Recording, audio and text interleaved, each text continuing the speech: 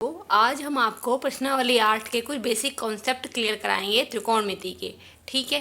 अब त्रिकोणमिति अनुपात क्या होता है? किसी समकोण त्रिभुज में दो भुजाओं के अनुपात को हम त्रिकोणमिति अनुपात कहते हैं। अब समकोण त्रिभुज ये है, एक कोण 90 डिग्री है, इसको हम ए मान लेते हैं, इसको बी मान लेते हैं, इसको सी मान लेते हैं। अब ये कोण न्यून कोण है, इसको हम थीटा मान लेते हैं।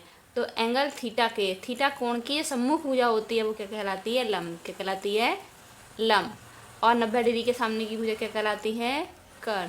और आधार, ये कोण बनता है कर्ण और आधार के बीच में बनता है। ठीक है, ये आधार होता है। तो तीन तरीके के भुजाएं हैं। एक 90 डिग्री के सामने की भुजा कर्ण, न्यून कोण के सामने की भुजा लंब, और न्यून कोण जिस दो भुजाओं के बीच में बनता है वो आधार और कर्ण मान लिया जाता है उसे। ठीक है, तो 90 के सामने की भुजा कर्ण, 90 डिग्री के सामने की भुजा कर्ण हो जाएगी, न्यून कोण के सामने की भुजा लंब हो जाएगी, और तीसरी भुजा को हम आधार कहेंगे।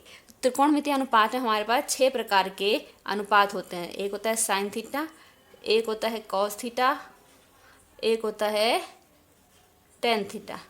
साइन का उल्टा हो जाता है कॉसेक थीटा, फिर कॉस का उल्टा होता है सेक थीटा, और टेन का रिवर्स हो जाता है कॉट थीटा।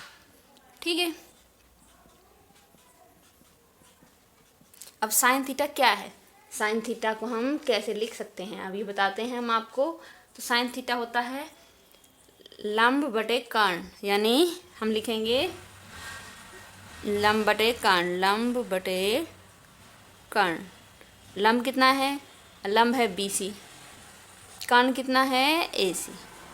कॉस थीटा क्या होता है? कॉस थीटा होता है आधार बटे कर्ण। क्या होता है? इसको हम साइड में एक फॉर्मूले से भी देख सकते हैं। ये अपने आप बनाया गया फॉर्मूला है अपने लिए, अपने नॉलेज के लिए। तो पहला अनुपात जो है वो क्या होगा? Sine theta. दूसरा अनुपात क्या होगा? Cos theta. और तीसरा अनुपात क्या होगा? Tan theta. तो यहाँ लिख लेते हैं साइन, दूसरा कॉस, और तीसरा टेन थीटा। ये सब थीटा में ही है। अगर कोण यहाँ पे थीटा नहीं होता तो हम ए मान लेते। अब क्योंकि यहाँ पे ए को थीटा माना गया है तो हमने यहाँ पे लिख दिया साइन थीटा पहला लंब बटे कर्ण, कॉस थीटा आधार बटे कर्ण, और टेन थीटा क्या? लंब बटे आधार। कॉस थीटा को कैसे लिख सकते हैं? आधार बटे कर्ण, आधार बटे कर्ण। आधार कितना है यहाँ पे? AB, और कर्ण कितना है? AC। ऐसे ही टेन थीटा है लंब बटे आधार। टेन थीटा क्या है? लंब बटे आधार। तो लंब कितना है यहाँ पे? BC, तो आ जाएगा BC, और आधार कितना है? AB। अब कॉसेक थीटा क्या होता है? साइन थीटा का रिवर्स। यानी कि अगर हम यहाँ पे कक्का को ऊपर लिख दें और लाल को नीचे लिख दें तो ये कॉसेक थीटा हो जाएगा, ये सेक थीटा हो जाएगा, और ये कॉट थीटा हो जाएगा।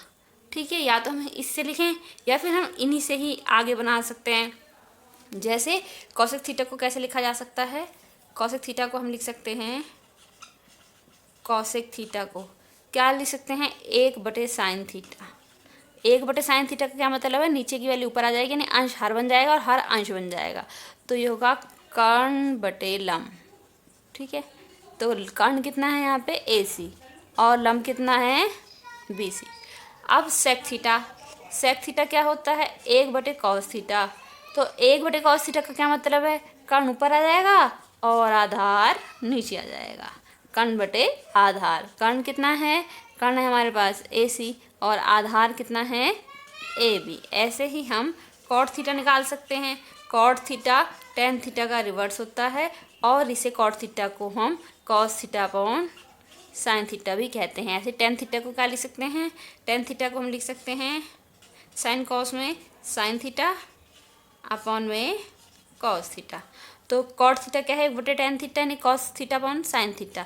या तो हम इससे लिख लें या ऐसे लिख लें, एक ही बात है। तो 1/tan थीटा का क्या मतलब है? 1/tan थीटा का मतलब है आधार ऊपर आ जाएगा, लंब नीचे आ जाएगा। तो हम लिखेंगे आधार बटे लंब। ठीक है, आधार कितना है? आधार है AB, और लंब कितना है? BC। अब इस तरीके से कैसे निकाला जा सकता है? टेन थीटा साइन थीटा कितना है? साइन थीटा है BC अपॉन AC, और कॉस थीटा कितना है? कॉस थीटा है कॉस थीटा कितना है, कॉस थीटा है ए बी अपॉन ए सी। तो जब बटे में ए बी अपॉन ए सी करेंगे तो हम ऐसे लिख सकते हैं, देखो, भाग ए बी अपॉन ए सी, यानी कि बी सी अपॉन ए सी गुणा ए सी अपॉन ए बी। ए सी से कट जाएगा, क्या बचेगा, B C upon A B. तो क्या tan theta B C upon A B है यहाँ से, हाँ, ये B C upon A B ही है। तो चाहे आप ऐसे निकाल लें या चाहे आप ऐसे निकाल लें, एक ही बात है। क्लियर है तब बच्चों को?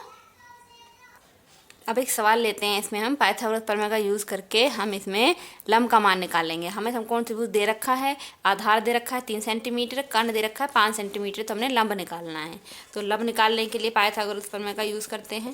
ये बेसिक पॉइंट्स हैं, ये आपको क्लियर होने चाहिए, तभी आप इसके सवाल भी हल कर पाएंगे। पाइथागोरस की प्रमेय से क्या प्रमेय क्या है, कर्ण का वर्ग बराबर क्या होता है, आधार का वर्ग और प्लस में लंब का वर्ग। ठीक है, कर्ण कितना दे रखा है हमें, कर्ण दे रखा है 5 सेंटीमीटर, 5 की घात 2 बराबर, आधार कितना दे रखा है 3, 3 की घात 2 प्लस लंब कितना दे रखा है, हमें निकालना है लंब, तो इसको ऐसे रहने देंगे। अब 5 की घात 2 यानी 5 में 25 बराबर 3 तिया 9 और प्लस में है लंब का वर्ग।